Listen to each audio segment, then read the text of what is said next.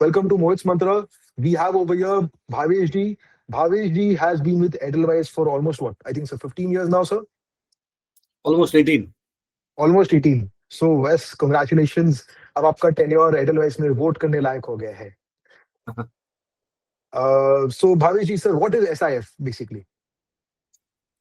So I think SIF, अगर आप simple word में किसी को बताना चाहोगे, so it is a product which is getting all the flexibility of an AIF, but with all the benefit of mutual fund, particularly regarding transparency, ease of operation, and most importantly, taxation. So in simple one line, if you have to explain it to anyone, it is AIF with mutual fund taxation. That is SIF for you. SIF का sir full form क्या हो गया? Specialized investment fund. So this is a new category approved by SEBI. Today, investor have 4 categories to invest. Earlier there was 3, which was mutual fund, where you can come with 100, 200, 500 rupees. Then PMS, where the minimum ticket size was 50 lakhs. Then AIF, where minimum ticket size was 1 CR. So SIF is somewhere in between normal mutual fund and all your PMS and AIF, where you can come with 10 lakhs across all the SIFs put together. So right now there are 7 categories.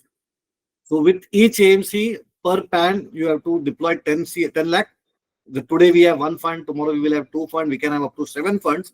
In these 7 funds put together, you have to deploy 10 lakh rupees. Sir, super. Sir, क्या strategies SIF चालू करेगा? Like क्या strategies होंगे SIF में? तो SIF में अगर आप देखोगे, म्यूचुअल फंड जो भी कर सकता था वो सब कुछ हम करेंगे. इसके अलावा जो एक एक्स्ट्रा बेनिफिट म्यूचुअल फंड से जो हटके यहाँ पे मिल रहा है, that is use of derivative. आज भी हम म्यूचुअल फंड में डेरिवेटिव यूज करते हैं, but it is only limited to hedging and rebalancing purpose. But in SIF आप डेरिवेटिव का इस्तेमाल शॉर्ट जाने के लिए भी कर सकते हो. अगर आपको कोई स्टॉक पसंद नहीं है, आप म्यूचुअल फंड में वो स्टॉक खरीदोगे ही नहीं. यहाँ पे एक्चुअली आप वो स्टॉक पे शॉर्ट जाके भी पैसा कमा सकते हो. म्यूचुअल फंड में जैसे आज भी आपको कॉल ऑप्शन राइटिंग अलाउड है, लेकिन बहुत रिस्ट्रिक्शन के साथ. आप कॉल राइटिंग या जो हम कवर्ड कॉल कहते हैं या कॉल राइटिंग कहते हैं, आप सिर्फ निफ्टी 50 के स्टॉक्स में कर सकते थे, वो भी आपकी होल्डिंग का 30%. SIF में ऐसा कोई रिस्ट्रिक्शन नहीं है. आपको जहां पे भी कॉल राइटिंग करनी है, पुट राइटिंग करनी है, नेकेड फ्यूचर शॉर्ट करना है, सब कुछ सेबी ने अलाउ कर दिया है. तो बहुत ज्यादा फ्लेक्सिबिलिटी, जैसे मैंने कहा, ये सारी फ्लेक्सिबिलिटी पहले AIF को मिलती थी, वो सारी फ्लेक्सिबिलिटी अब यहाँ पे मिल रही है with mutual fund taxation. That's why it will be one of the best available product out of the 4 mutual fund, PMS, AIF or SIF. SIF is best from both of the worlds. Mutual fund का पूरा benefit along with taxation and AIF की पूरी flexibility. Now within SIF also, जैसे mutual fund में large cap fund, mid cap fund, equity fund, debt fund, hybrid fund होते हैं, SIF में भी जो पहला जो वर्जन आया है, 7 प्रोडक्ट रेगुलेटर ने अप्रूव किए हैं. 3 इक्विटी के हैं, 2 फिक्स्ड इनकम के हैं, 2 हाइब्रिड के हैं. हर प्रोडक्ट की जैसे large cap, mid cap, small cap के डेफिनेशन है, उसी तरह यहाँ पे भी अपने अपने डेफिनेशन है. लेकिन again flexibility part of it, कहीं पे भी आप मार्केट कैप से बंधे हुए नहीं हो. जैसे आज की तारीख में लार्ज कैप फंड है, तो कोई भी लार्ज कैप फंड का फंड मैनेजर हो, 80% लार्ज कैप में डालना है. आपका ऐसा कोई रिस्ट्रिक्शन नहीं है. आपको लार्ज कैप लेना है, मिड कैप लेना है, स्मॉल कैप लेना है, लॉन्ग जाना है, शॉर्ट जाना है, आर्बिट्राज करना है, सारी चीजें आपके लिए ओपन है. तो बहुत ज्यादा फ्लेक्सिबिलिटी के साथ ये प्रोडक्ट आ रहे हैं. इन 7 प्रोडक्ट में जो पहला प्रोडक्ट हम जो लॉन्च करेंगे वो होगा हाइब्रिड लॉन्ग शॉर्ट फंड. तो हाइब्रिड कैटेगरी में भाभी जी एक सेकंड, आप जो बोले before coming to Alto Vista जो अपना फंड है, you said something which was थोड़ा सा स्कैरी. आप बोले कि शॉर्ट कर सकते हैं. Now I understand, you know, mutual funds में थोड़ा सेबी ने रेस्ट्रिक्शन बनाया है ताकि आप रिस्क कवर करने के लिए यूज किया गया, जैसे आपने बताया रीबैलेंसिंग करने के लिए यूज किया गया है. SIF में बोला आप नेकेड शॉर्टिंग नहीं कर सकते हो जिससे प्रॉफिट बने. तो कंसर्न सर ये है कि दुबे जी बनने गए, चौबे जी छगे जी बन के आ गए. सॉरी, चौबे जी बनने गए, छगे जी दुबे जी बन के आ गए. तो मतलब शॉर्ट करने के चक्कर में पैसा चला ना जाए. Is it not more risky for investors? देखिए, डेफिनेटली डेरिवेटिव का इस्तेमाल अगर आप देखोगे, अगर आपने सही से नहीं किया तो it can be a double whammy for you. इसका आज की तारीख में देखोगे, सेबी का जो डेटा बताता है 90% रिटेल इन्वेस्टर खुद डेरिवेटिव कर रहा है and 90% of them are losing money, और ऑलमोस्ट 1 लाख का लॉस वहां पे हुआ है. तो सेम चीज यहाँ पे भी एप्लीकेबल है, लेकिन एक रिटेल आदमी अपने खुद के हिसाब से डेरिवेटिव करे वर्सेस एक प्रोफेशनल फंड मैनेजर के थ्रू डेरिवेटिव करे, वहीं पे वो अंतर आएगा जहाँ पे उसके रिस्क एक्चुअली कम हो जाएगा। आज की तारीख में देखोगे म्यूचुअल फंड में सबसे ज्यादा डेरिवेटिव शॉर्ट कहाँ पे यूज होता है, तो म्यूचुअल फंड के सबसे सेफेस्ट प्रोडक्ट में यूज होता है, जो कि आर्बिट्राज फंड, जहाँ पे उन्होंने 70 रुपए का इक्विटी लिया, 70 रुपए का डेरिवेटिव शॉर्ट कर लिया। तो आप डेरिवेटिव का इस्तेमाल हेजिंग के लिए भी कर सकते हो, आर्बिट्राज के लिए भी यूज कर सकते हो, और बहुत सारी लो रिस्क डेरिवेटिव स्ट्रैटेजीज भी होती है। जैसे बैलेंस एडवांटेज फंड में भी हम शॉर्ट करते हैं, उसको हम हेज के नाम से शॉर्ट करते हैं। जैसे बैलेंस एडवांटेज फंड मैंने रिलायंस, इन्फोसिस, सन फार्मा एक ऐसा पोर्टफोलियो बना दिया, और इस पोर्टफोलियो को हेज करने के लिए मैंने निफ्टी शॉर्ट कर दिया। तो आप उस तरीके की शॉर्टिंग करके भी आप अपनी वोलेटिलिटी घटा सकते हो। तो जरूरी नहीं है कि डेरिवेटिव आ गया तो रिस्क बढ़ना ही है। एक अच्छी बात जो एसआईएफ के लिए भी है, जो एमएफ में भी थी, कि हम लेवरेज नहीं ले सकते। भले हमको 25% शॉर्ट अलाउड है, लेकिन मेरा long plus short put together 100 के ऊपर नहीं जा सकता। तो ऐसा नहीं है कि मैंने 25 का लॉन्ग कर दिया और 25 का शॉर्ट करके 100 का नेट हो गया, वैसा अलाउड नहीं है। आपका ग्रॉस एक्सपोजर 100 के ऊपर नहीं जा सकता, तो लेवरेज अलाउड ही नहीं है। एक बार फिर से बताइए ना सर ये वाला पार्ट। तो मतलब this is something which is very reassuring for investors, because हमें लगता है कि यार बहुत ज्यादा रिस्क हो सकता है। आप बोल रहे हैं कि यहाँ पे रिस्क अलाउड नहीं है उतना। यस, क्योंकि आपको लेवरेज अलाउड नहीं है। तो आपके अगर समझो 25% का उन्होंने शॉर्ट अलाउड किया है मैक्सिमम, और शॉर्ट ऑप्शनल है, आपको करना है तो करो, नहीं करना है तो मत करो, लेकिन 25% तक आपको अलाउड है। तो अगर मैंने डिसाइड कर लिया कि मुझे 25% शॉर्ट करना है, तो पहले मुझे अपने लॉन्ग को 100 वाला घटा के 75 करना पड़ेगा।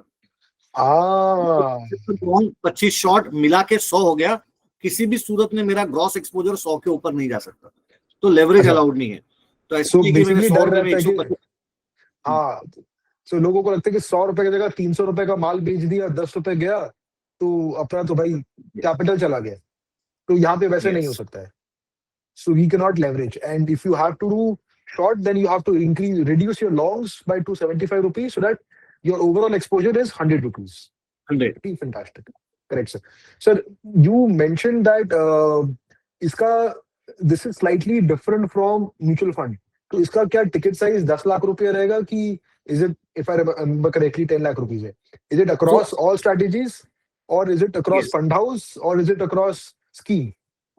So it is पर पैन पर एएमसी। जैसे एडलवाइस का एसआईएफ का नाम है ऑल्टिवा। सो ऑल्टिवा एसआईएफ में आज मेरा फर्स्ट फंड लॉन्च हो रहा है। ऐसे टोटल 7 फंड लॉन्च हो गए, क्योंकि अभी एक ही लॉन्च हो रहा है। आपको 10 लाख रुपए से स्टार्ट करना पड़ेगा। कल 4 हो गए तो आप चारों में 2.5 लाख रुपए से स्टार्ट कर सकते हो।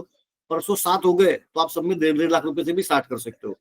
फर्स्ट प्रोडक्ट में आपने 10 लाख रुपए डाल दिए, तो दूसरे में आप 1000, 2000, 5000 से भी आ सकते हो। 7 फंड मिला के ऑल्टिवा एसआईएफ के पास आपका इंडिविजुअल 10 लाख रुपया मेरे पास कम से कम होना चाहिए। 10 लाख के ऊपर कितना भी हो कोई दिक्कत नहीं है। आपका एसआईपी, एसटीपी, एसडब्ल्यूपी सब कुछ जो म्यूचुअल फंड में होता था, सारे के सारे ट्रांजेक्शन यहाँ पे भी हो गए। तो आपके लिए for all practical purpose mutual fund में जो भी चीजें आप करते थे, regular plan, direct plan, dividend plan, growth plan, STP, SIP, SWP, वो सारी चीजें आप यहाँ पे भी करोगे, लेकिन एक ही कंडीशन के साथ कि एनी पॉइंट ऑफ टाइम आपका 10 लाख रुपए मेरे पास रहना चाहिए। 10 लाख रुपए के नीचे अगर चला गया किसी भी कारण वजह से, मार्केट के एमटोएम की वजह से आपका 10 लाख के नीचे चला गया, उसके बाद में आप पार्शियल रिडेम्पशन नहीं कर सकते। फिर आपको चाहिए तो आप पूरा पैसा निकाल सकते हो, या जब तक 10 लाख नहीं होता तब तक आप वेट कर सकते हो। पार्शियल रिडेम्पशन आपके बंद हो जाएगी। अच्छा, तो आप बोल रहे हो यानी कि अगर मेरा 10 लाख रुपए का इन्वेस्टमेंट है और हमने सपोज इक्विटी वाले प्रोडक्ट में चूज किया है और बाजार 10% गिरता है, तो वैल्यू 9 लाख रुपया हो गया, और मुझे 50,000 रुपए निकालना है, अलाउड नहीं है, मुझे पूरे 9 लाख निकालने पड़ेंगे, या फिर I have to wait for our corpus to grow from 9 lakhs to 10 lakhs and then I can withdraw the entire then corpus in that. एक बार 11 लाख हो गया, then you can withdraw 50,000, 1 lakh. लेकिन 9 लाख हो गया, then you can not withdraw even 5-10 rupees also. अगर हम लोग सपोज आपके डेट वाले ऑल्टिवा फंड में डाले, वहां से हमको आपके एडलवाइस के इक्विटी फंड में एसटीपी करना है, क्या हम कर सकते हैं?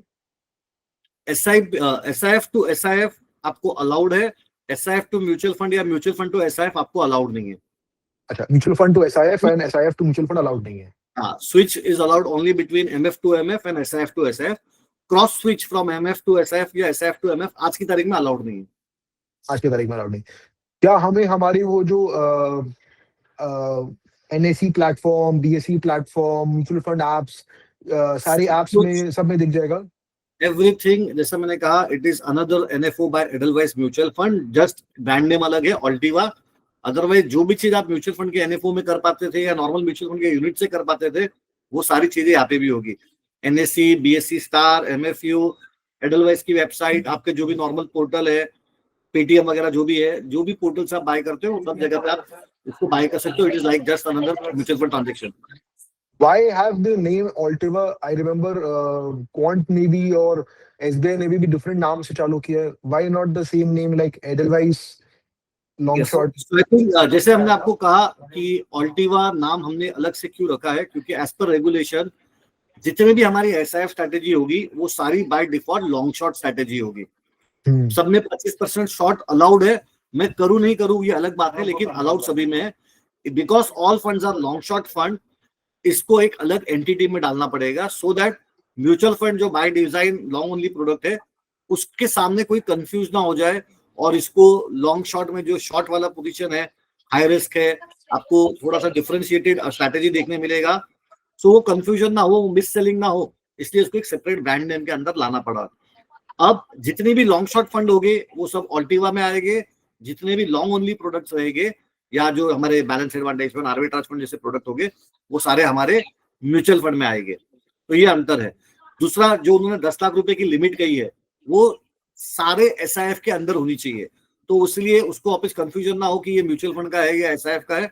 उन्होंने 7 एसआईएफ को अलग से ही ऑल्टिवा ब्रांड नेम में डाल दिया। सो आपको ऑल्टिवा में हमेशा 10 लाख रुपए रखने हैं। Altiva में हमेशा 10 लाख रुपए रखने हैं. Sir, will you be because it's a separate entity? Will the fund managers have to be separate from mutual fund and SIF? I think ये बहुत इंपॉर्टेंट क्वेश्चन है। आप देखोगे सेबी ने एकदम क्लियरली कहा था all resources can be shared. तो जैसे मैं ही हमारे बैलेंस एडवांटेज का फंड मैनेजर हूँ, मैं ही हमारे आर्बिट्राज फंड का भी फंड मैनेजर हूँ, मैं ही हमारे लार्ज कैप फंड का भी फंड मैनेजर हूँ, और मैं ही हमारे पहले एसआईएफ का जो कि हाइब्रिड लॉन्ग शॉर्ट फंड है उसका भी फंड मैनेजर, मैं और भरत लाहौटी, हम दोनों ही इन सारे फंड्स के को फंड मैनेजर्स रहेंगे। Sir, business cycle also, right? Business cycle and business hybrid. Cycle also, yes. तो रेगुलेशन के हिसाब से Equity hybrid also, right? Yes, aggressive hybrid fund, equity saving fund, arbitrage fund, सारे फंड में। Sir, अभी अपने SIF में जो which scheme can you classify SIF में जो 7 आप जो बोल रहे हैं, can you classify it into 2 or 3 buckets and explain कौन-कौन सा bucket क्या होगा? तो 3 बकेट है जैसे म्यूचुअल फंड में होते हैं, equity, debt and hybrid. Same mutual fund की तरह यहाँ पे भी 3 बकेट है, इक्विटी, डेट और हाइब्रिड। इक्विटी में 3 प्रोडक्ट है। पहला है इक्विटी लॉन्ग शॉर्ट फंड, जो कि by nature is like a flexi cap fund. आप large cap, mid cap, small cap जो भी लेना है आप ले सकते हो। 80% हमेशा इक्विटी में रहना चाहिए। Okay, दूसरा so है like जैसे नॉर्मल म्यूचुअल फंड में 80% has to be in flexi cap fund में तो कोई रिस्ट्रिक्शन ही नहीं, you can be 0 to 100 Yes. in any. It is like large cap fund, 80% has to be in large cap fund, but वहां पे भी 80% has to be in equity, पर वो इक्विटी डिफाइन कर दी है सेबी ने, लार्ज कैप यानी कि टॉप 100 स्टॉक। यहाँ पे ऐसा कोई डेफिनेशन नहीं है। 80% have to be in equity. It can be large cap, mid cap, small cap, micro cap, arbitrage, long, short, जैसा भी आपको रखना है। 55 लॉन्ग 25 शॉर्ट भी आप चला सकते हो, पूरा 100 लॉन्ग भी आप चला सकते हो, 75 लॉन्ग 25 शॉर्ट भी आप चला सकते हो, 75 आर्बिट्राज 25 शॉर्ट भी आप चला सकते हो, कोई रिस्ट्रिक्शन नहीं है। इसलिए मैंने कहा फ्लेक्सिबिलिटी बहुत है। द ओनली कंडीशन इज 80 रुपया इक्विटी में रहना चाहिए, लॉन्ग प्लस शॉर्ट मिला के। Okay, yes. दूसरा प्रोडक्ट है equity x top 100 long short. जैसे नाम ही बता रहा है, एक्स टॉप 100 में आपको इन्वेस्टमेंट रखना है, जो आज की तारीख में आप मिड कैप और स्मॉल कैप में करते हैं। 65% मिनिमम मिड कैप में रखना है या 65% मिनिमम स्मॉल कैप में रखना है। यहाँ पे ऐसा कोई कंडीशन नहीं है। यहाँ पे अगेन रूल क्या है, 65% आपको आउट ऑफ टॉप 100 में रखना है। ओके, मिड कैप लू, स्मॉल कैप लू, माइक्रो कैप लू, मिड कैप में आर्बिट्राज करूं, मिड कैप में लॉन्ग शॉर्ट करूं, पूरी फ्लेक्सिबिलिटी फंड मैनेजर के हाथ में है। तो बेसिकली ये आपका लॉन्ग शॉर्ट है without large caps. Without large. So 65% mid cap and small cap, 35% can still be large cap. Okay, तो 65% कैन नॉट बी 35% के ऊपर can not be large caps इस फंड Yes. में। बाकी कुछ भी करना करो। Yes. शॉर्ट में भी रिस्ट्रिक्शंस है कि शॉर्ट सभी में all 7 funds, all 7 products, 3 equity, 2 debt, 2 hybrid, सभी में कॉमन चीज है, सभी में 25% नेकेड शॉर्ट आपको अलाउड है। प्रोविजन सभी में। मैं आई वाज आस्किंग सपोज आपने बोला कि टॉप लार्ज कैप्स में 25% से ज्यादा, 35% ज्यादा नहीं होना चाहिए। तो मैं बोल रहा हूँ जो शॉर्ट कर रहे हैं, मोस्ट ऑफ द डेरिवेटिव्स या जो शॉर्टिंग जो है, जो लिक्विडिटी है, वो लार्ज कैप्स में ही ज्यादा अवेलेबल होता है। So will shorting a large cap also be classified under the 35% की वो सेपरेट है? 35%। सो आप लार्ज कैप के फ्यूचर, जैसे निफ्टी फ्यूचर लार्ज कैप हो गया, रिलायंस का फ्यूचर लार्ज कैप हो गया, तो लार्ज कैप में लॉन्ग प्लस शॉर्ट मिला के 35 के ऊपर नहीं जा सकते। हाँ, तो एग्जांपल सपोज आपने डिसाइड किया कि मुझे पेट्रोलियम कंपनी कुछ लेना है, और मैं बड़ी पेट्रोलियम कंपनी रिलायंस को अगर सपोज शॉर्ट करना है, तो वो रिलायंस का शॉर्ट को 35% के अंदर में पकड़ा जाएगा, correct? Yes yes. Okay. And sir, इसमें फ्यूचर ऑप्शंस का कैसे करेंगे? खाली फ्यूचर्स ही करेंगे कि ऑप्शंस भी कर सकते हैं आप? सब कुछ अलाउड है। जैसे आपको म्यूचुअल फंड में पुट ऑप्शन बेचना अलाउड नहीं था, यहाँ पे फर्स्ट टाइम उन्होंने अलाउ किया है। म्यूचुअल फंड में नॉन निफ्टी नाम में आप कॉल राइटिंग भी नहीं कर सकते थे, यहाँ पे वो भी अलाउ किया है। आपको स्टैडल स्टैंगल करना है, यानी कि मेरे पास रिलायंस है भी नहीं, फिर भी मैंने उसका कॉल और पुट बेचना है, वो भी आपको अलाउड है। आपको रिलायंस लेके ओएनजीसी बेचना है, आरईसी लेके पीएफसी बेचना है, वो भी आपको अलाउड है। तो डेरिवेटिव में futures, option, index, stock option, stock future, सब कुछ अलाउड है। How will the option में value, notional value be calculated? Will it be the premium value, or it will be the some strike contract value? सो अगर आप option buy कर रहे हो, then only हाँ, प्रीमियम वैल्यू, क्योंकि that is the maximum loss you can have. तो option buying में it will be only premium value. लेकिन अगर आप ऑप्शन राइट कर रहे हो, सो एंटायर स्ट्राइक प्राइस भी will be treated as your exposure. जो मैंने आपको okay. स्टार्टिंग में कहा था लेवरेज अलाउड नहीं है, that is also in line with that same definition. कि मैं अगर सोचूं कि मुझे रिलायंस फ्यूचर शॉर्ट करता हो, तो समझो 1400 रुपए का एक्सपोजर काउंट होता है के 70 कॉल बेच सकता हूँ 1400 रुपए में, पर वो अलाउड नहीं है। आप रिलायंस का फ्यूचर बेचो या कॉल शॉर्ट करो, 1400 रुपए की अगर स्ट्राइक प्राइस है तो 1400 रुपए का ही एक्सपोजर काउंट होगा। Okay, very interesting sir. Sir आप बोले first is flexi cap, second is x of large cap, यानी कि 35% से ज्यादा लार्ज कैप अलाउड नहीं है। थर्ड इक्विटी का कौन सा रहेगा? Business cycle fund. अच्छा, business third is cycle sector rotation fund, जैसे हमारा बिजनेस साइकिल फंड है। Here the interesting part is at any point of time your long plus short मिला के you can not take exposure in more than 4 sectors. यानी कि अच्छा, आपको सिर्फ 4 ही सेक्टर में आपके पूरे पैसे लगाने हैं। Okay sir. लेकिन आपका जो बिजनेस साइकिल फंड, जो म्यूचुअल फंड में है, if I remember correctly, that is not a sector specific fund, that is basically a multi factor with momentum biased portfolio, correct sir? Yes yes. इसमें But आप वो वाला नहीं कर सकते? there also we are taking multi-factor approach to select aggressive sector allocation. जैसे आज की तारीख में our business cycle fund we will be 30% into banking, 20% into pharma. तो 2 सेक्टर मिला के मैंने 50% ले लिए। बट वहां पे I can still have 10, 12, 15 sectors. In this category, in SIF, you can have only 4 sectors, वो भी long plus short मिला के। And within a sector, you cannot do long short. अच्छा, so I have to be plus banking और negative pharma, और I can not have कि मैं दो बैंक ले लिया, दो शॉर्ट कर लिया बैंक, दो फार्मा ले लिया, दो शॉर्ट कर लिया, वो भी अलाउड नहीं है? एचडीएफसी अच्छा लग रहा है, आईसीआईसीआई खराब लग रहा है, so long HDFC, short ICICI bank allowed नहीं है। आपने अगर बैंक में एक भी स्टॉक लॉन्ग किया तो दूसरा, तीसरा, चौथा आप जो भी लोगे वो लॉन्ग ही ले सकते हैं। So you can not take contra position within a sector. तो ये हो गया सर 4 इक्विटी वाला। 3 इक्विटी वाले हो गए, सॉरी 3 इक्विटी वाले हो गए, राइट? फिर 2 डेट में है। डेट के फंड के नॉमेनक्लेचर में मत जाओ, अगर आप सिंपल वर्ड में समझना चाहोगे। पहला प्रोडक्ट है ड्यूरेशन फंड, दूसरा प्रोडक्ट है क्रेडिट फंड। ओके। फिर 2 ड्यूरेशन फंड है, उसमें उन्होंने फ्लेक्सिबिलिटी आपको, डेट फंड में ओवरऑल आपको फ्लेक्सिबिलिटी क्या दी है? इक्विटी एसआईएफ में डेली परचेस, डेली रिडेम्पशन हो सकता है।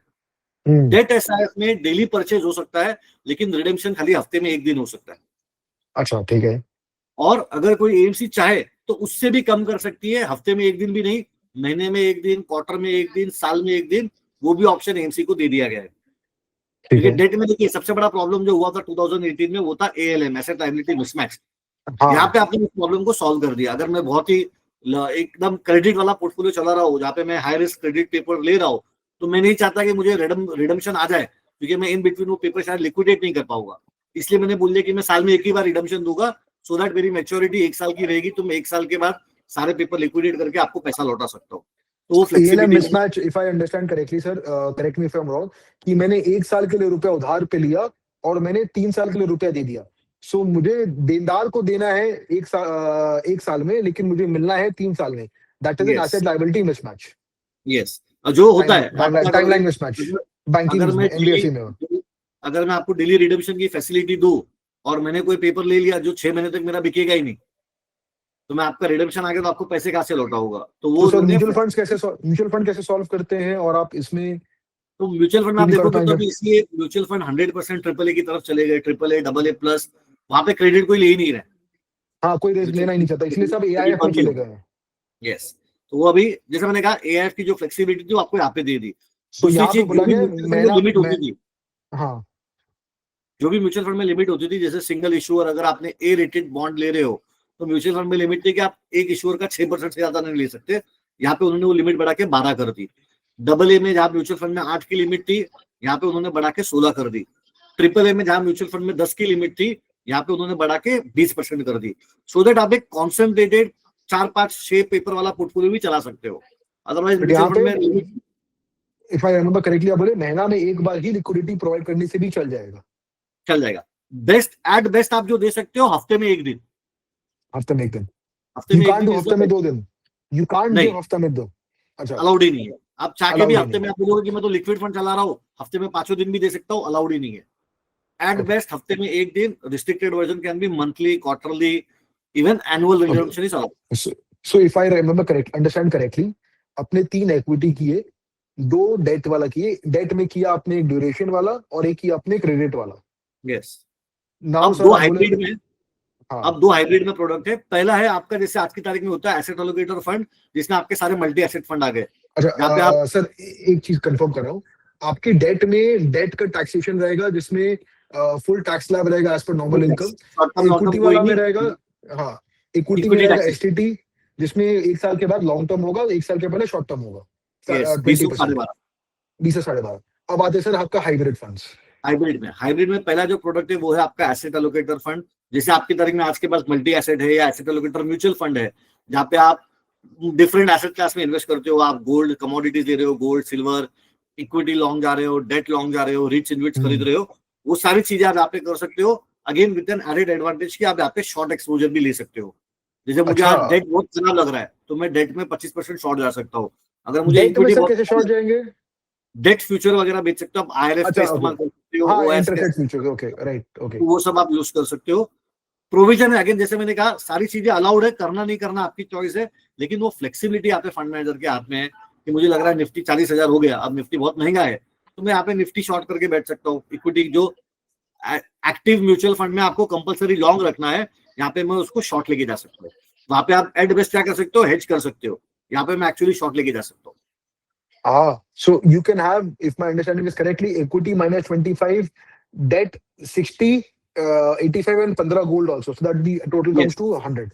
100। Do you have to have every asset class, or you can have, let's assume 100 equity जब आपको gold खराब लग रहा है, 100 gold when आपको equity या debt खराब लग रहा है? वो फ्लेक्सिबिलिटी पूरी AMC के ऊपर छोड़ी गई है, लेकिन शॉर्ट आप कमोडिटीज में शॉर्ट नहीं कर सकते। कमोडिटीज में आप खाली आर्बिट्राज कर सकते हो, जो हेज करना है वो कर सकते हो, पर इक्विटी और डेट दोनों में आप लॉन्ग और शॉर्ट दोनों कर सकते हो। फ्लेक्सिबिलिटी पूरी AMC के हाथ में है, आपको कितना इक्विटी रखना है, कितना डेट रखना है, कितना कमोडिटी रखना है, वो पूरा फ्रीडम आपको दिया गया है। रिच इन्वेस्ट तो भी आप सर, इसमें ऐड कर सकते हो। तो बेसिकली सर आप बोल रहे हो चांदी को आप शॉर्ट नहीं कर सकते अभी? हाँ, नेकेड शॉर्ट नहीं कर सकते हो, आप आर्बिट्राज कर सकते हो। अच्छा ओके। 7th कैटेगरी सर, सातवां प्रोडक्ट है जो सेकंड हाइब्रिड फंड है और ओवरऑल सातवां प्रोडक्ट है, that is hybrid long short fund. इसका डेफिनेशन सबसे सिंपल है, एनी पॉइंट ऑफ टाइम आपके पास 25% इक्विटी और 25% डेट होना चाहिए। अब वो इक्विटी लॉन्ग रखना है, शॉर्ट रखना है, डेट लॉन्ग रखना है, शॉर्ट रखना है, डबल ए लेना है, ट्रिपल ए लेना है, लार्ज कैप लेना है, मिड कैप लेना है, आर्बिट्राज करना है, IPO करना है, entire decision with this AMC। आपकी मर्जी, आपको क्या चलाना है। और बाकी 50% आपको जो करना है करो, गोल्ड लेना है, सिल्वर लेना है, इक्विटी और डेट नहीं, इक्विटी और डेट के अंदर जो करना है करो। रीट्स, इन्वेट्स। कमोडिटीज अलाउड नहीं है इसमें, रिट्स अलाउड है, इन्वेट्स अलाउड है, कमोडिटीज अलाउड नहीं है। सर ये दोनों जो कैटेगरी है 6th एंड 7th, इसमें इक्विटी टैक्सेशन है कि डेट टैक्सेशन है? अगेन जैसे आज की तारीख में म्यूचुअल फंड में है, हाइब्रिड प्रोडक्ट में अगर आपका इक्विटी 65 के ऊपर है तो इक्विटी टैक्सेशन, अगर आपका डेट 65 के ऊपर है तो डेट का टैक्सेशन, और दोनों भी अगर 65 के नीचे है तो जो तीसरा वाला ट्रांजेक्ट टैक्सेशन है जिसको हम स्टैंडर्ड टैक्सेशन कहते हैं, अप टू 24 मंथ आपका slab rate, after 24 month equity का 12.5% का long term capital gain tax.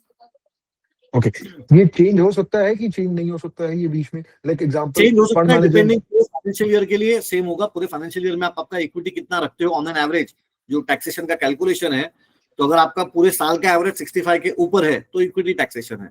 अगर बट आप तो 65 सर देखिए रिटेल इन्वेस्टर कैसे समझेगा? वो तो एसटीटी दिखेगा, एसटीटी कटा है तो इक्विटी, एसटीटी नहीं कटा है तो हाइब्रिड डेट टैक्सेशन। तो हमारे केस में जैसे आप देखोगे हमने अपनी स्ट्रैटेजी में डे वन भी बता दिया कि हमारा टैक्सेशन थर्ड वाला होगा, मतलब हमारा ना इक्विटी परसेंट के ऊपर जाएगा ना डेट परसेंट के ऊपर जाएगा। तो सारे एएमसीज अपने अपने एसेट एलोकेशन के टेबल में आपको बता देगी कि हम लोग क्या रन करने वाले हैं। जैसे इन आर केस, जैसे हम लोग जो स्ट्रैटेजी चला रहे हैं, will be 50% into equity and broadly 50% into debt. तो मेरा इक्विटी और डेट कोई भी 65 के ऊपर जाएगा ही नहीं, तो मेरा टैक्सेशन हमेशा थर्ड वाला रहेगा। सर क्या फ्रेमवर्क रखोगे इसमें एसआईएफ कैटेगरी में? तो हमारी जो ये स्ट्रैटेजी है, हाँ। यस, सो ऑल्टीवा हाइब्रिड लॉन्ग शॉर्ट फंड, जिसका एनएफओ आज इसका आखिरी दिन है, इसमें जो हमारी स्ट्रैटेजी है वो ये है कि आज की तारीख में फिक्स इनकम इन्वेस्टर के पास बहुत लिमिटेड ऑप्शंस अवेलेबल है फिक्स इनकम में प्रोडक्ट बनाने के लिए। क्योंकि आप देखोगे एक तरफ आपके इंटरेस्ट रेट काफी घट चुके हैं, तो आपका अक्रूवल कम हो गया, प्लस फिक्स इनकम का टैक्सेशन जैसे हमने देखा, शॉर्ट टर्म लॉन्ग टर्म कुछ भी हो जाए आपके स्लैब रेट के हिसाब से आपको टैक्स लगेगा। तो पोस्ट टैक्स फिक्स इनकम में 5% कमाना भी काफी चैलेंजिंग है। लोगों ने उसके ऑल्टरनेट्स के रूप में आर्बिट्राज फंड्स देखे, तो कोई आर्बिट्राज फंड हो गया, कोई इनकम प्लस आर्बिट्राज फंड हो गया, ये सारे प्रोडक्ट्स देखे जो आपको लिक्विड से 50 से 100 बेसिस पॉइंट अभी भी बेटर दे रहे हैं, लेकिन इनका भी return because of this interest rate cut वो भी नीचे आ गया। और आज की तारीख में अगर लिक्विड 4.5 है तो ये 5, 5.5 पे आ गए। लिक्विड से बेटर है, लेकिन एब्सोल्यूट रिटर्न अगर आप देखोगे तो 6 के नीचे चले गए। तो हम एक ऐसा चाहते हैं जहां पे आप without taking meaningful equity exposure arbitrage से 2 से 3% का एक्स्ट्रा रिटर्न हम बना के देना चाहते हैं। और ये एक्स्ट्रा रिटर्न बनाने के लिए हम लोग 2 एक्स्ट्रा चीजें करेंगे। जैसे नॉर्मल आर्बिट्राज फंड में हम आर्बिट्राज करते हैं और डेट लेते हैं, यहाँ पे आर्बिट्राज भी करेंगे, डेट भी लेंगे। इसके अलावा 2 चीज और करेंगे।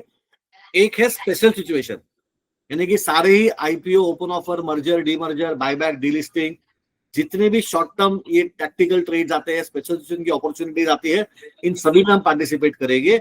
और दूसरी चीज जो स्पेशल सिचुएशन आज की तारीख में म्यूचुअल फंड को ऑलरेडी अलाउड है।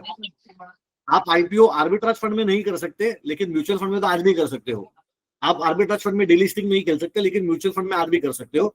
तो जो म्यूचुअल फंड को अलाउड था लेकिन आर्बिट्राज फंड को अलाउड नहीं था, वो हम करेंगे।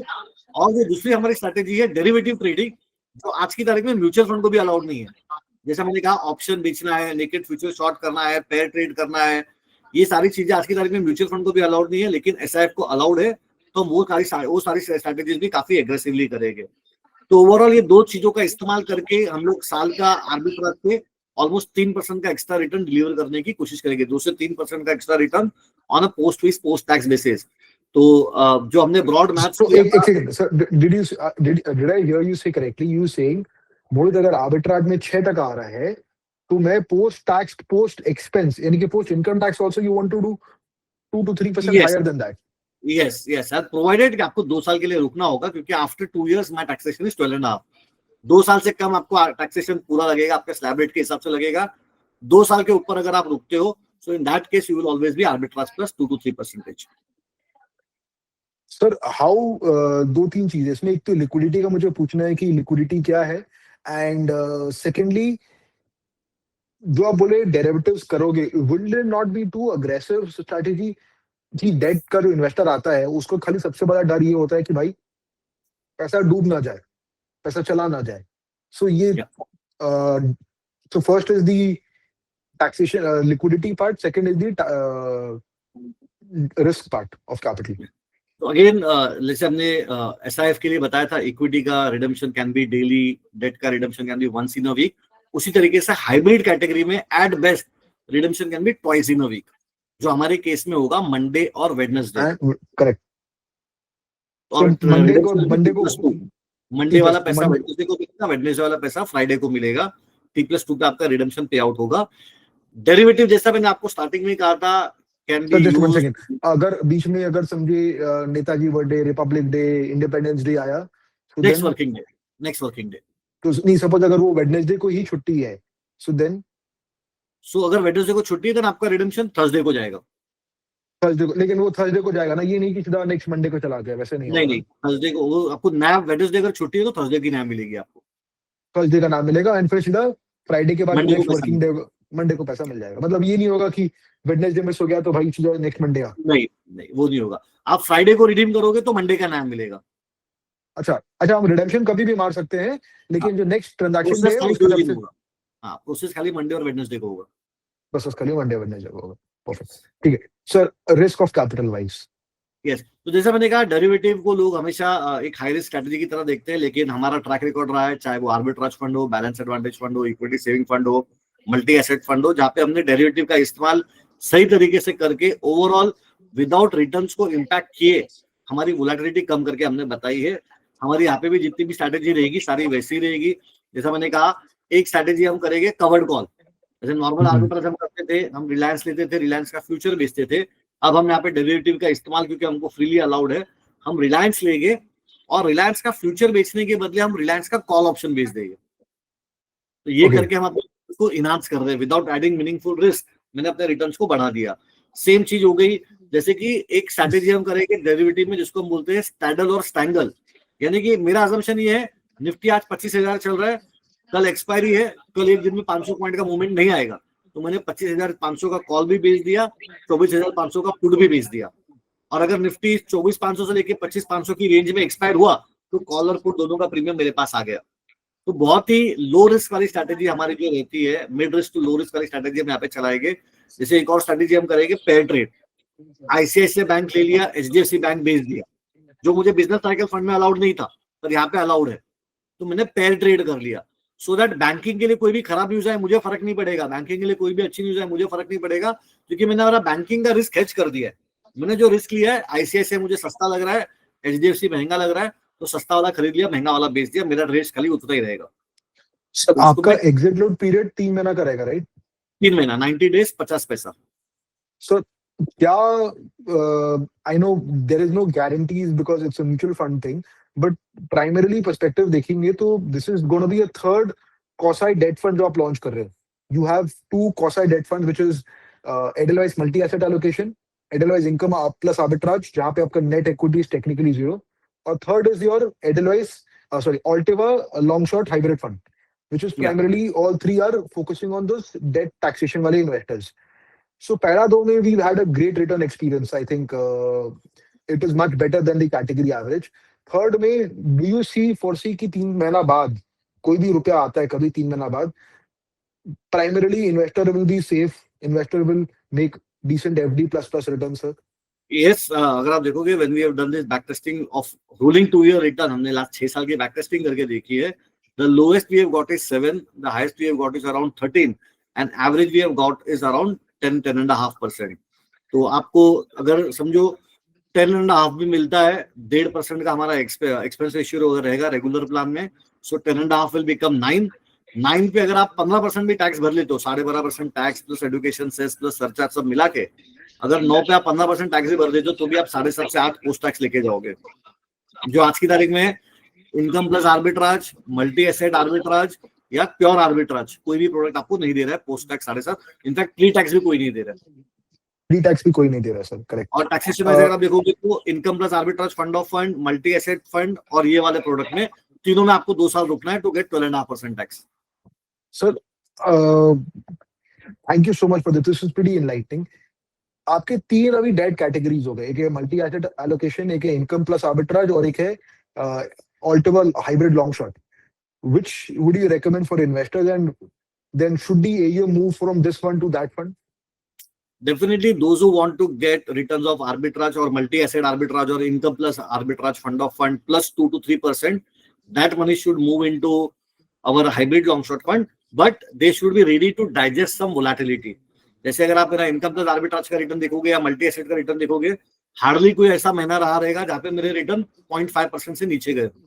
बट यहाँ पे क्योंकि कुछ आईपीओ रहेंगे जो अच्छा लिस्ट नहीं होंगे, कुछ मार्क टू मार्केट का इश्यूज रहेगा, तो किसी महीने में रिटर्न आपके पॉजिटिव आएंगे, किसी महीने में रिटर्न मार्जिनली नेगेटिव आएंगे। बट अगर आप 2 साल के लिए रुक जाते हो, एनी पॉइंट ऑफ टाइम आप 2 साल का जब एनालिसिस करोगे, you will at least be 1 to 2% higher than income plus arbitrage and multi-asset fund, and at least 2 to 3% higher than your pure arbitrage fund. So then why having a 3-month exit load period? Why not having a 0 exit load period or a 1 month or a 2-year exit load?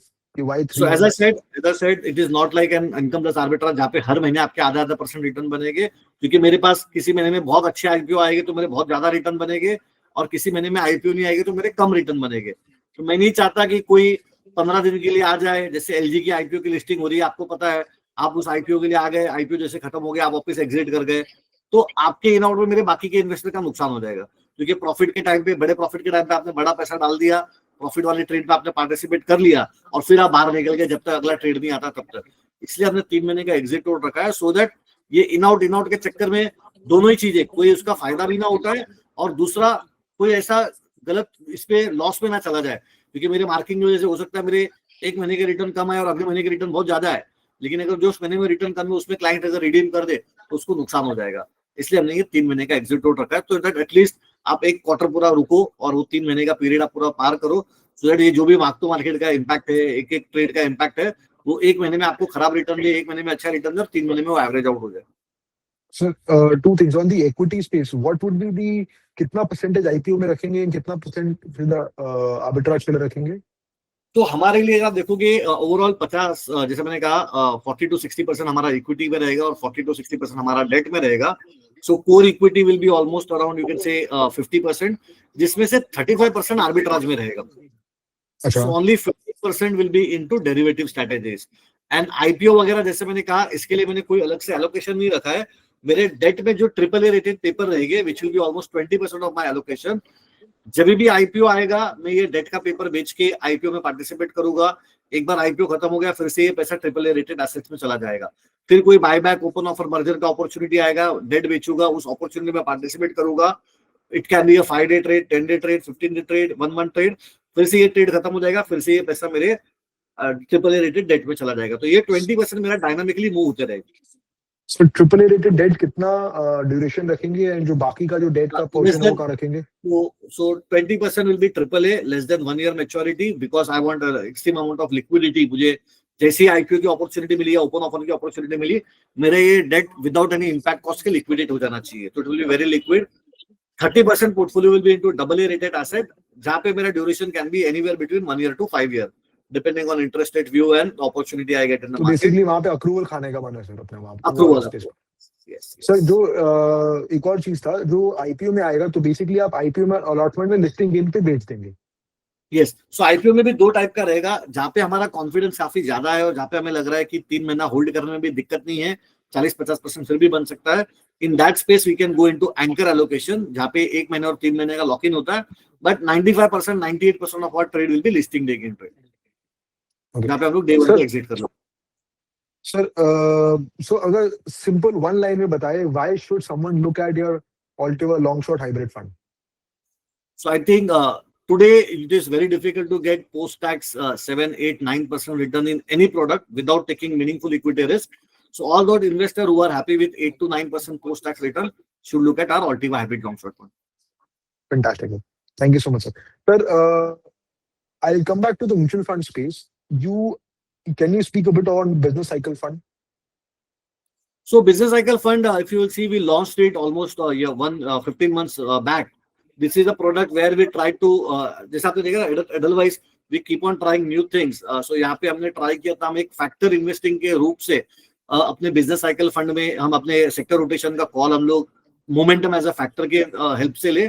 Last 15 महीने जब से हमने ये fund launch किया है, unfortunately market में कोई momentum ही नहीं आया, मार्केट में कोई ट्रेंड ही नहीं आया. हमने जब ये फंड लॉन्च किया था उस दिन भी निफ्टी 25,000 था, और आज जब हम 15 महीने बाद जब बात कर रहे हैं, अभी भी निफ्टी अगर आप देखोगे तो 25,200 है. तो अगर मैं आज का दिन हटा दूं तो हम लोग कल तक तो 25,100 पे ही थे. तो घूम फिर के 15 महीनों में निफ्टी के रिटर्न 1% भी नहीं है. तो जब मार्केट में ही कोई ट्रेंड नहीं है तो momentum as a factor is underperforming. आप देखोगे ओवरऑल हमारा जो भी अंडर परफॉर्मेंस आया था ये 2 महीनों में आया था, जनवरी और फरवरी, जहाँ पे मार्केट में मोमेंटम ने बहुत ही ज्यादा खराब परफॉर्म किया था, and that's why we were down almost 10%. So आप देखोगे लास्ट 15 महीनों में we are underperforming our benchmark by around 10%, and same अगर आप देखोगे मेरी NAV भी 9 के आसपास है, तो 10% की जो एब्सोल्यूट एनएवी है, बेंचमार्क 0 है और हम लोग 10% डाउन है, तो 10% का अंडर परफॉर्मेंस हमारे फंड में आपको देखने मिल रहा है। अब अगर देखोगे हिस्टोरिकली मोमेंटम का हमेशा ऐसे ही रहा है, जब भी खराब किया है तो 8% 10% खराब किया है, लेकिन in the time of recovery also it has been the sharpest to recover. 3 महीने में 6 महीने में आपका पूरा अंडर परफॉर्मेंस रिकवर करने का potential momentum as a factor में है। ऑलरेडी 15 महीने का हमने कंसोलिडेशन देख लिया है। हिस्टोरिकली कभी भी मोमेंटम एज अ फैक्टर 12 महीने से ज्यादा खराब नहीं किया। अगर मैं हमारा भी अगर एक्चुअल कंपैरिजन देखूं तो ये खराब हुआ था जनवरी और फरवरी 2025 में। 10% के अंडर परफॉर्मेंस में से 9.5% ये 2 महीनों में आया था। तो जनवरी फरवरी खत्म होकर ऑलरेडी हमारे 8 महीने हो चुके हैं। हिस्टोरिकली जैसे मैंने कहा 12 से 15 महीने ज्यादा से ज्यादा ये खराब रहा है, ऑलरेडी 8 महीने से हमारा ये खराब चल रहा है। तो एक्सपेक्टिंग कि अगले 4 महीने में अगले 6 महीने में काफी चीजें इंप्रूव होनी चाहिए। आप देखोगे तो ग्रेजुअल रिकवरी ऑलरेडी स्टार्ट हो चुकी है। बॉटम पे हमारी एनएवी 7.5 पे गई थी, आज जब हम बात कर रहे हैं हम ऑलमोस्ट 9 की एनएवी को छू रहे हैं। तो एब्सोल्यूट 20% की रिकवरी बॉटम से हमारी हो गई है। मार्केट अगर आप देखोगे तो बॉटम से ऑलमोस्ट 17-18% मार्केट में भी रिकवरी हुई है। तो मार्केट 17-18% ऊपर है और हम ऑलमोस्ट 19 से 20% ऊपर है। सो एक 1.5% 1.25% की रिकवरी रिलेटिव बेसिस पे और 20% की रिकवरी एब्सोल्यूट बेसिस पे ऑलरेडी हमने देखी है। और जैसा आपने कहा था मोमेंटम एज अ फैक्टर जब एक्चुअली रिकवरी करना स्टार्ट करेगा 3 से 6 महीने में आपका ये पूरा अंडर परफॉर्मेंस रिकवर हो सकता है। सो एक अच्छा क्वार्टर जहाँ पे अर्निंग्स ठीक हो जाए, मार्केट का मोमेंटम लौट के आ जाए, आपकी पूरी रिकवरी जो रिलेटिव रिकवरी है, जो 10% का गैप है, वो शायद एक क्वार्टर में या 4 महीने में पूरा ठीक हो सकता है। Sir, coming back to our balanced advantage fund, at one point of time, balanced advantage fund was one of the top quartile funds. मतलब कि top quartile मतलब top rank fund, 1-2 में आता था. If I see the 1 year ranking and if I see 1 year ranking is probably quartile 3 या quartile 3 में आएगा. Second 2 year ranking is quartile 2. Third year ranking is also quartile 2. So, but 5 year 10 year ranking देखेंगे तो again आप quartile 1 पे हो. So what will it make you go back to quartile 1? So again, if you will see, हमारा एक uniqueness जो balance advantage fund में भी है, that is the same. Our asset allocation model is on the basis of trend, यानी कि momentum. अब last 2 साल से आप देखोगे, लास्ट ईयर भी निफ्टी के रिटर्न सिंगल डिजिट में थे, ये साल में भी अभी तक 10 महीने हो गए, 2 महीने अभी भी बाकी है, चीजें काफी बदल सकती है, बट 10 महीने में अगर आप देखोगे तो निफ्टी के रिटर्न अभी भी सिंगल डिजिट में है। सिंगल डिजिट में मार्केट जब जब रहता है, हमारा बैलेंस एडवांटेज फंड बाकी लोगों से खराब करता है। हिस्टोरिकली अगर 20 साल का डेटा आप देखोगे तो 20 साल में खाली 5 बार ही मार्केट सिंगल डिजिट रहा है। ये बहुत ही यूनिक सिचुएशन हम देख रहे हैं, जहां पे पिछले 4 साल में 3 बार मार्केट सिंगल डिजिट में रहा है, 2022 में, 2024 में और 2025 में। तो हिस्टोरिकली जो चीज 4 साल में एक बार होती थी, ये बार 4 साल में 3 बार हो रही है। इसीलिए आप देखोगे तो 1 ईयर 2 ईयर 3 ईयर में हमारे परफॉर्मेंस में आपको थोड़ा इंपैक्ट देखने मिलेगा। बट एक अच्छा साल हमको मिल गया था 2023 का, इसलिए आप 3 ईयर 5 ईयर 7 ईयर अभी भी आप देखोगे, so we are still in top 3 performing balance advantage fund, जो हम लोग Q1 कहते हैं। But even after you can say last 20-22 months of range bound market, अगर आप लास्ट 3 महीने लास्ट 6 महीने जब थोड़ा सा मार्केट में ट्रेंड वापस आया है, आप देखोगे तो again we are move back to Q1। 3 महीने 6 महीने में we are back to Q1।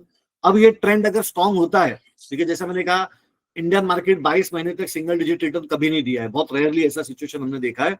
So matter of time की यहाँ से मार्केट में एक अच्छा बाउंस बैक हम देखेंगे।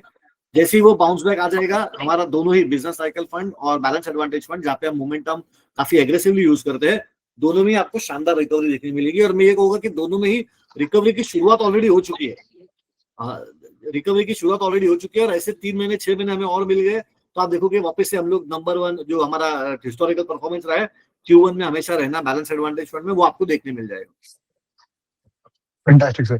Sir, Bhavesh ji, anything which we should have asked जो हमने आपसे नहीं पूछा है, तो आप बोलेंगे यार मोहित तूने तो ये पूछा ही नहीं? नहीं, आई थिंक देखिए, मैं एक चीज आपके दर्शकों को बताना चाहूंगा, SIF भले आप लोगों को लग रहा रहेगा कि अभी बहुत छोटा है या नया आ रहा है, इसको देखेंगे इवेंचुअली क्या होगा कैसे होगा, बहुत सारे प्रोडक्ट आए गए, कुछ हुआ नहीं। SIF में जैसे मैंने कहा, AIF की पूरी फ्लेक्सिबिलिटी और म्यूचुअल फंड का पूरा टैक्सेशन का बेनिफिट, ये इस प्रोडक्ट को इतना अट्रैक्टिव बनाता है कि अगले 3 साल में 5 साल में जो भी कैटेगरी हमने डिस्कस की, जैसे इक्विटी में एक्स टॉप 100 है, इक्विटी में फ्लेक्सी कैप है, बिजनेस साइकिल फंड है, ये सारे ही प्रोडक्ट अपने ही म्यूचुअल फंड के प्रोडक्ट को एटलीस्ट 4 से 6% का आउट परफॉर्मेंस देंगे विथ लोअर वोलेटिलिटी। क्योंकि डेरिवेटिव का सही से करोगे, एक्स टॉप 100 लार्ज कैप जो हमारा एक्स टॉप 100 SIF है, वो हमारे ही मिड कैप को 4 से 6% आउट परफॉर्म करेगा। हमारा जो लार्ज कैप फंड है उसको हमारा ही लार्ज कैप एसआईएफ जो पहला वाला एसआईएफ है हमारा इक्विटी लॉन्ग शॉर्ट, वो 4 से 6% आउट परफॉर्म करेगा।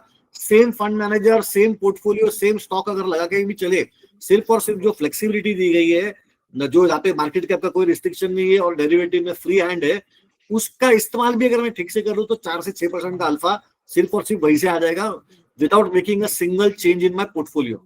तो आप सोच सकते हो 4 से 6% का अल्फा अगर आपको एक्स्ट्रा मिल रहा है, डेफिनेटली जितना जल्दी आप एसआईएफ को पढ़ लो, समझ लो, अडेप्ट कर लो, अपने आप को इक्विप कर लो और ट्रेन कर लो, उतना आपके लिए फायदेमंद होगा।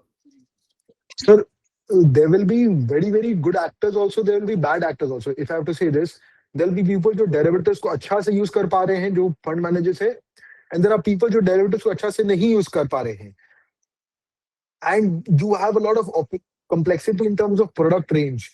So normal retail investor तो सर कंफ्यूज हो जाएगा कि क्या चूज करे क्या नहीं चूज करे. How will that person make a good decision?